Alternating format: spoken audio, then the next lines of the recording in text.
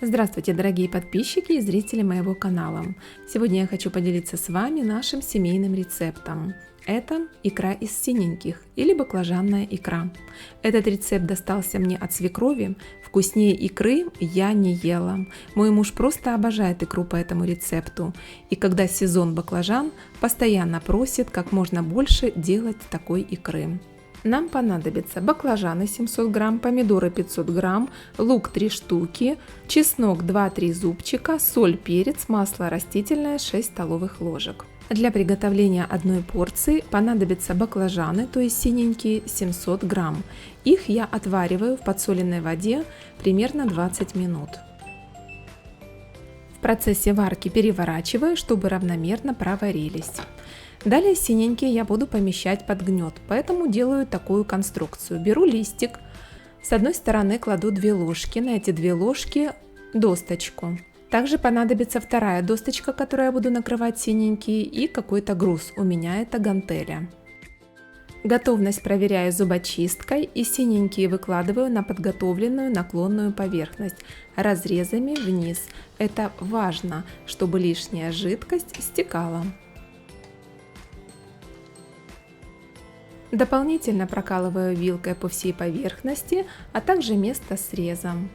Сверху накрываю второй досточкой и укладываю груз для того, чтобы под гнетом из синеньких ушла лишняя влага, лишняя жидкость.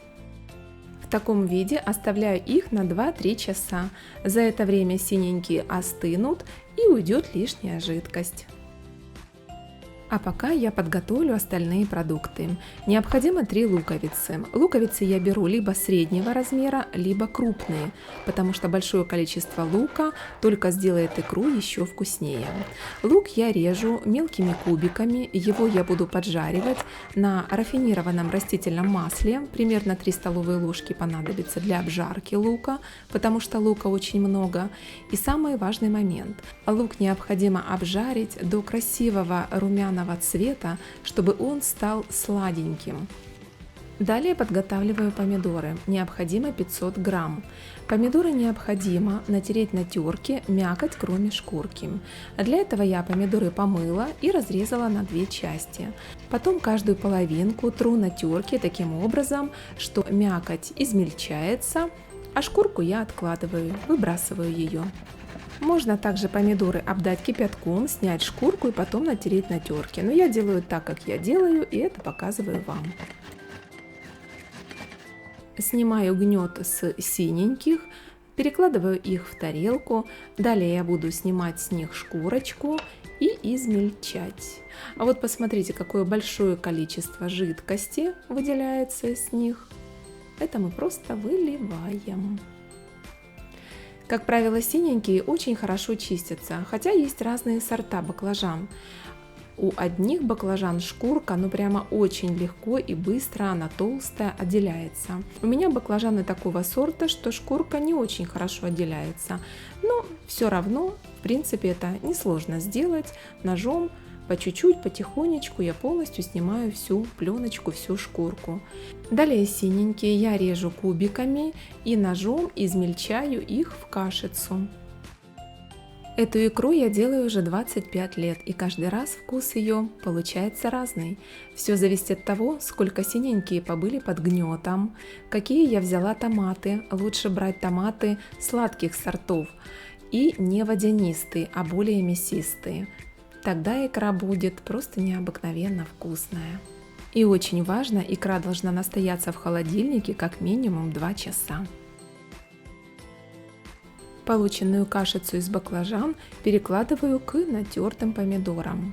Далее беру чеснок, 2 или 3 зубчика, у меня большие зубчики, я взяла 2. Тру на мелкую терку. Добавляю соль, черный молотый перец по вкусу, потом добавляю поджаренный лук и растительное рафинированное масло, примерно 3 столовые ложки. Если хотите, можете добавить и душистое. Потом хорошо все перемешиваю. Обязательно пробую на вкус, иногда подсаливая по вкусу. Если помидоры попались очень кислые, тогда необходимо добавить сахара, совсем немножечко, 1/3 чайной ложки.